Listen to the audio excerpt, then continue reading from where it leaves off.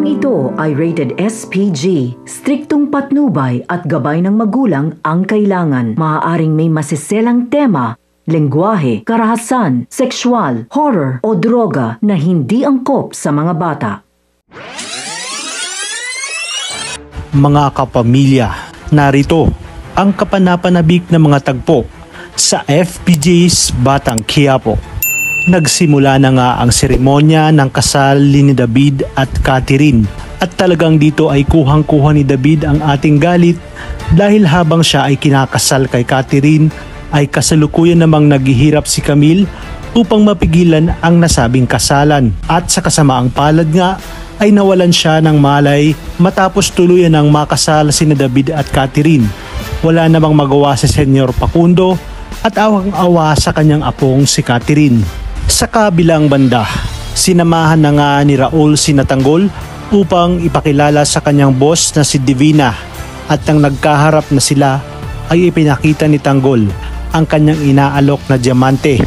Prangkahan namang tinanong ni Divina ang ating bida kung saan galing ang ganoong kalaking diamante.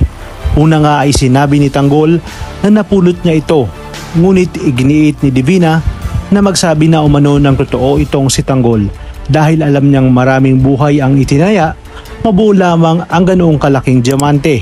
Kaya naman dito sinabi ni Tanggol na nakuha nila ito sa Mamba Cartel bilang kapalit ng mga drugs. Naniniwala naman si Divina na maaaring 300 million o masigit pa ang halaga ng diamante. At sa ngayon daw ay wala pa siyang ganoong kalaking pera, kaya naman inalok niya si Tanggol na maging kasoso sa lahat ng negosyo niya.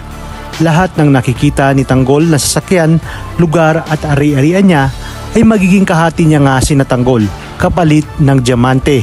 Di kalaunan ay napapayag na nga itong si Tanggol dahil sa maganda umano ang inaalok ni Divina.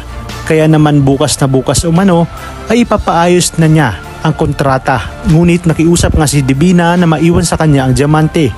Pumayag nga si Tanggol, ngunit binalaan niya si Divina na kapag niloko sila ni Divina ay babalikan nila ito.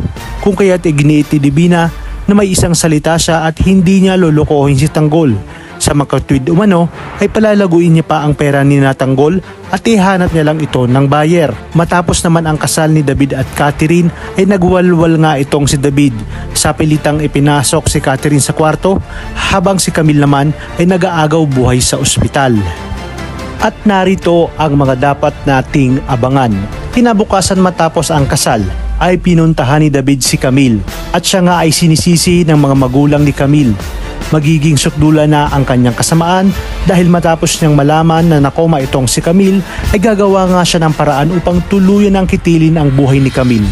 Ayon pa kay David, hindi si Camille ang sisira sa kanyang mga plano. Ito nga ay nagawa niya pang sabihin na huwag mag-alala si Camille dahil magkasama na sila ng kanyang anak.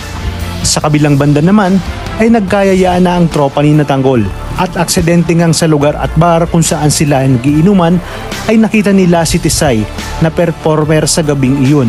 Kaya naman hinarang ito ni Tanggol at sinabi na sa ganda nito ay hindi niya nga akalain na karnaper pala ito. Ito nga ay sinabi ni Tisay na siguro ay mga wanted ang mga ito. Kaya naman ang akma siyang sisigaw ay pinigilan nga siya ni Tanggol. Si Tisay na kaya ang magiging bagong babae sa buhay ng ating bida. Kaya naman mga kapamilya, tutok lang dahil marami pa tayong dapat abangan dito lang sa pambansang teleserye ng Sambayanan, ang FPJ's Batang Quiapo.